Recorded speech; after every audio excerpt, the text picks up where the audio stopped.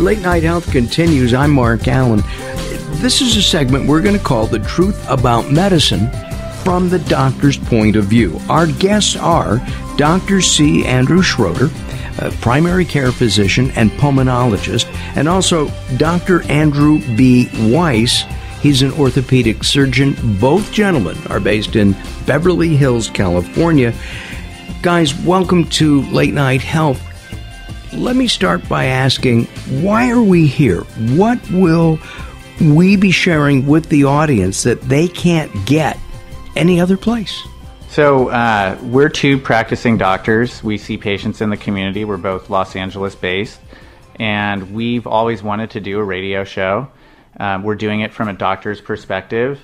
I think the value of this show is to help patients learn how to navigate healthcare, especially in the ambulatory or outpatient setting. I think it's also to know that we're humans and that we've got a lot of fun, interesting things that we've done in our practice that I think should be shared. And we're going to share a lot of stories, and it's going to be fun. And we're going to share our passion for medicine and for taking care of people. We're always looking for fun topics to talk about, and we're going to have a couple tonight. And over the next few weeks, we'll be talking about a wide variety of topics, obesity to how to get an appointment at the doctor's office. And, of course, we'll have different perspectives on that. Correct. We all three here have different perspectives on all of this. Exactly. And I'll be coming from the patient's point of view because I couldn't become a doctor because I failed physics in high school. Do either of you use physics in your practice today? I use physics all the time. Do you? Yeah, as a pulmonologist. We love it. With flows, pressures, we use ventilators. It's fantastic. And hated physics, all you young aspiring high school students hated physics. Still a doctor. Loved it. In a field that is about physics. No, I love physics. I love physics, and I was an English major. So one point about how we practice, Dr. Weiss is an orthopedist. He operates in the operating room. He spends a lot of time there. He sees patients in his office. He deals with traumas. I do primary care for some people and a lot of pulmonology. So I'm more office-based. So just the rhythm of our offices is different, and you'll find that out as you listen to it. As an orthopedist, and I do general orthopedics, where I get to see everything. I get to see kids. I get to see insanely old people. I get to see men, women. I get to see problems of all ages. It's one of the most widely exposed. I have the biggest exposure of any field in all of medicine. At least that's what orthopedists think. Exactly. Yeah. Now, we're all insane. We're all really happy. We're also incredibly humble as a field. How has medicine changed in the last 10 to 15 years? Good, bad, or indifferent? Well, 15 years ago, I was in college, was I? I don't know. I think maybe I've been in practice now for 10 years. So then your training was like 6 months. Yeah, I had just embarked on my career in medicine. And honestly, when I started x-rays, which is a major part of my career, we're all done with developing film. And now it's all digital. When I was in my training as a fellow, if I needed a CAT scan, I had to go to the basement and fill out a slip and give it to the clerk. And then it wouldn't be there. It would be in Dr. Johnson's possession. And then I would call Dr. Johnson. And it would be in his car. And I'd have to meet him in the parking lot, right? I mean, that medicine has changed technologically, and it helps us make decisions. And when we're teaching medicine, I don't teach facts anymore. Facts are in people's iPhones. Algorithms are in people's iPhones. I think it's actually easier for us to make diagnoses. What I try to teach is how to be more human, because the more little decisions get taken out of our hands and the more we're assisted, the more we have to be human towards the patients. Wait a second. Do you find that some doctors aren't human? I mean, I hear about it. I'm not on the receiving end of a lot of medical care. Dr. Roboto. Oh, yeah. Dr. Roboto is very not human. No, not human at all. You hear stories, and I think we're going to talk eventually about how to find a doctor or how to create a relationship with a doctor. And, the human factor is very important because one of the things that's changed in medicine actually is people don't have long relationships with their doctors because of the nature of insurance. So they end up changing insurance and they feel like they can't come back to your office, or they hop around. And there's a huge benefit in having a long relationship. Consistency makes a lot of sense to me. I have patients will ask me things such as, you know what, I like you. I need an internist. They're coming to me as a specialist, and I'll say to them, man, woman, young, old, it's like finding a mate. There's not one doctor who's the person. As much as they'll advertise themselves as the person, there's a doctor is a relationship that you form with that individual that may be based on how you relate to them. And that whole question of, I have patients all the time, I need the best cardiologist. I want the best orthopedist, right? The best orthopedist is Andrew Weiss, so that's a given. Well, yeah, field. But they always say, I want the best cardiologist. And I say, take a step back. How about the best cardiologist for you?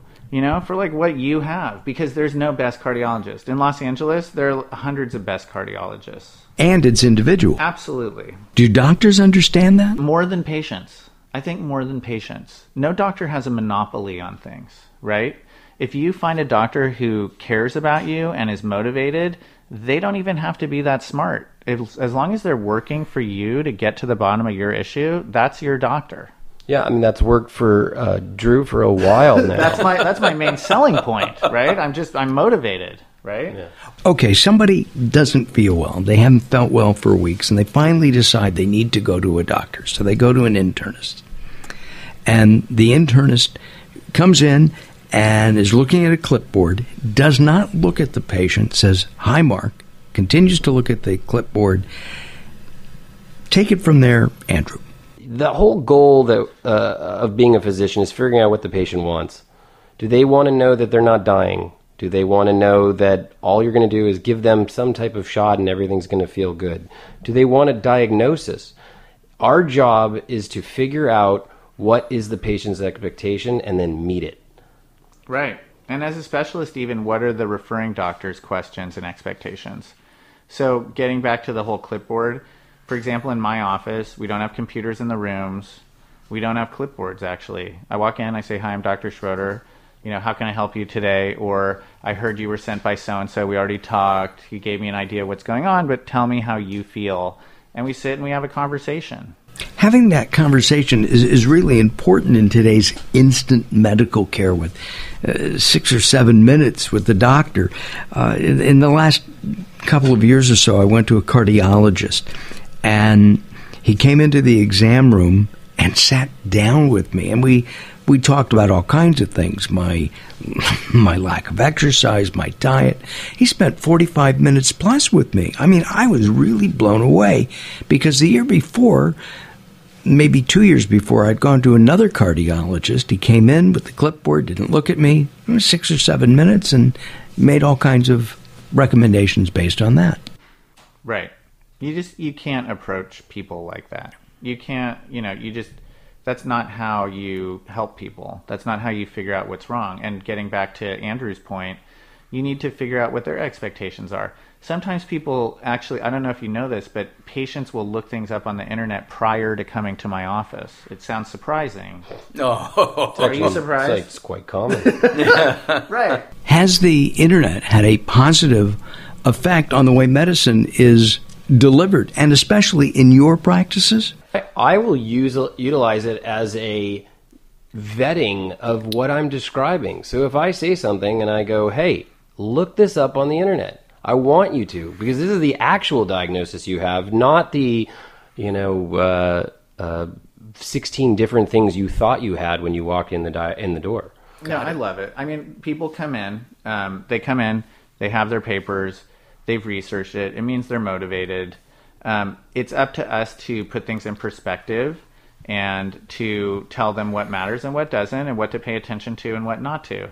The other thing I use the internet for a lot at the end of an appointment is I end up going and showing pictures on the internet. Like, this is what's happening in your lung. Look at your airways. This is asthma. This is what happens to your airways when you smoke. Look at it. Can you see the difference? Yeah. And, you look at images on the internet, and that's super helpful. Right down to, if you give someone medicine, you say, this is what the medicine looks like at the pharmacy, and you pull up a picture. Our guests are C. Andrew Schroeder and Dr. Andrew B. Weiss, and we are on a segment of Late Night Health that we are calling The Truth About Medicine from the Doctor's Point of View. And I should mention that now that we're, 10, 11 minutes or so into our show, that while we'll have photos and bios of these fine physicians on our website, we will not have links to their websites. They don't want them. We're not here to get patients. We're here because we thought the world deserves us. because at the state of the world right now, they deserve us. Yeah. We're going to leave that wide open. Well, we thought we had something to offer. And you do, and you have a lot of really good information. Over the next few weeks, we're going to argue, we're going to have fun, we're going to discuss, and then we'll end up with a toast with a 12-year-old scotch that you guys are going to be providing. In the next couple of minutes, as we wrap up, what is the number one thing that patients should do when they're not feeling well and they come in to see you? When they come to see me, they're usually sent either by someone else, meaning there's someone out there that said, you have a problem that needs to be seen by a specialist. So I get to see patients that have already been identified as someone that is someone I should be seeing. I generally would say come in with no expectation of what you think is going to be your treatment plan. That's what we're here for. You don't have to tell me, I looked this up, this is my diagnosis, I think I need an MRI. I think you come in and you say, hey, what do you think I have? Or just here's the sentence, right? Since fill in the blank, I've been feeling blank, right? And then we'll take it from there. We'll talk, we'll dissect it. And I use the line a lot, like, we're going to dissect this out. We're going to sort it out, right? And then we sort it out. Gentlemen, thank you very much for joining us. I'm Mark Alyn. This is Late Night Health. We're going to take some time out, and Daryl and I will be back for a couple of moments to talk. Join us at latenighthealth.com, latenighthealth.com. And also go to facebook.com, like us there. Look around. There are lots of information on both websites, and I think you're going to enjoy it. All right, we'll be back in just a couple moments. Don't go away. Late Night Health continues.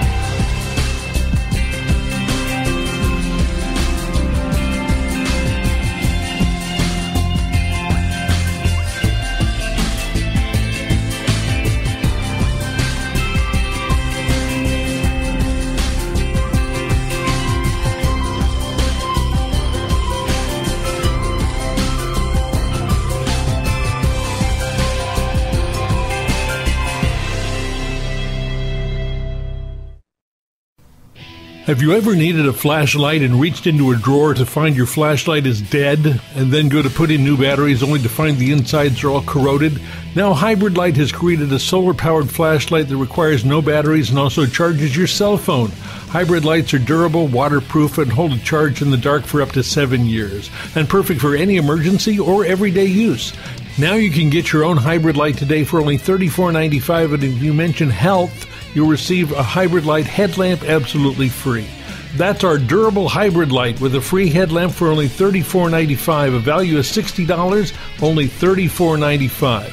Call us today at 800-297-8109. That's 800-297-8109 to get this special Hybrid Light offer today. 800-297-8109, 800-297-8109. In the promo code box, type in HEALTH. 800-297-8109. If you're struggling to pay or haven't been making your student loan payments, listen carefully to this urgent alert. Have you been out of school for 10 or more years and you're still making your student loan payments? Are your student loans past due or even in default? Can't go back to school because of an old student loan problem? We can help you if you qualify. Your student loans can be taken out of default. We can stop the wage garnishments, stop the collection calls, and stop the seizure of your tax refund. Give yourself a break. Stop the stress and see if we can help you reduce your student loan payments. One quick 10-minute call could solve them right now. So call the Student Loan Helpline now. 800-419-2201. 800-419-2201. 800-419-2201. That's 800-419-2201. This is a fee-based document preparation service to help you access free government programs. Call for complete details. Not available in all states.